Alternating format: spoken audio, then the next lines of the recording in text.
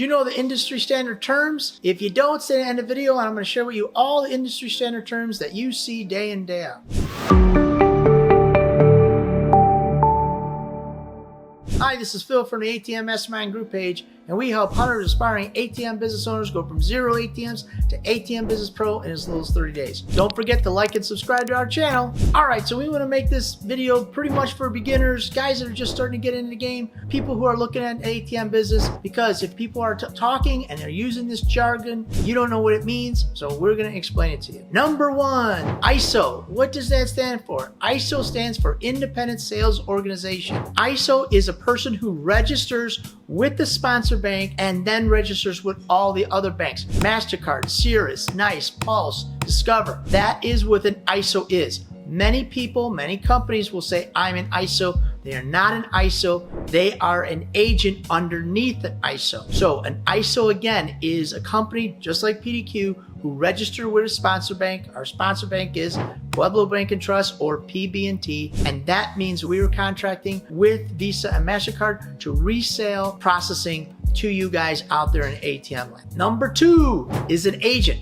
What's an agent? An agent is somebody who actually deploys ATMs and they are under an ISO. So we have many agents. That's somebody who wants to place ATMs out there. And sometimes an agent, they can be what we call a super agent, where they underneath an ISO and they actually put other companies underneath them. Agent or market partner, some people refer to them as a market partner. They're a company, again, who place ATMs into businesses and establishments. Doesn't mean that an ISO can't place it into businesses and establishments, but it just means the ISO has the ability to put agents underneath them and they are placing ATMs in locations. Sometimes an agent will act like an ISO because they say, hey, process with us.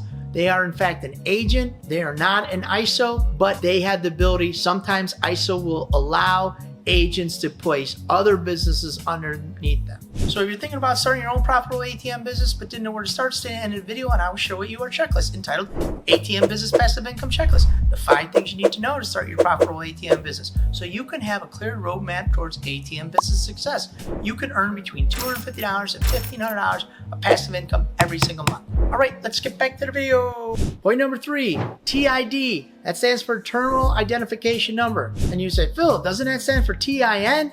No, it's TID, Terminal Identifier. And then we put the number on there. It's usually an 8-digit code that signifies what the number of the terminal is. Again, we use the terminal number is TID, but stands for Terminal Identification Number.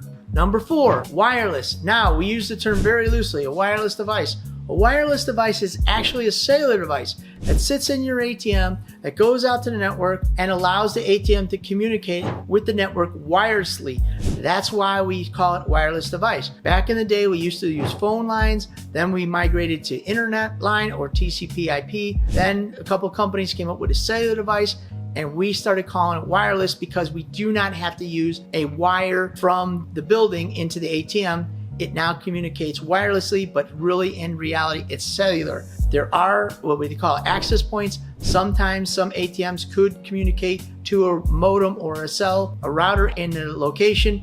We don't recommend that because it's just another area that you can have communication issues and you don't need another service call, but it is available. But for the most part, the ATM does not have wireless capabilities. It only has cellular capabilities to communicate with the networks. Number 5, WD transactions. So you might see if people are talking in chats, W/D transaction. Hey, what's a W/D transaction? It's a withdraw transaction. So in the ATM world, we always talk about this. Some people use surcharge withdrawals. Some people just use withdraw transactions because the ATM has capability of doing a transaction of a denial or a balance inquiry. So we make money on what we call surcharge withdrawals or withdraws. That's when somebody actually takes money out of the ATM. That's how most ATM operators make their money, from the withdrawal. So we talk about how many withdrawal transactions did it do this month, and the symbol in the chats are W/D. And last but not least, number 6 is PCI. PCI compliance stands for plastic card industry. We had to have ATMs be, right now we're going through a keypad upgrade. They call the keypads PCI compliant. We are looking at the TR31 that is mandated by the end of the year that the processors have to be TR31 certified to identify is the keypad PCI compliant or not. And in the course, you might hear this term PCI compliant, PCI compliant. What does that stand for? Again, PCI compliance means plastic card industry. The whole industry as a whole comes up with regulations and protocols, and that is what you people throw around is PCI.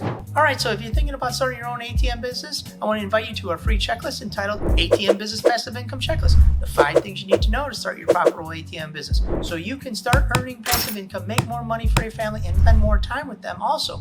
If that sounds like something that's interesting to you, click the link down below and start your ATM journey today. Again, this is Phil from the ATM Mastermind group page, where we buy your freedom at one transaction at a time. Thank you guys for making us #1 on YouTube, and I'll see you over at the next ATM Mastermind video.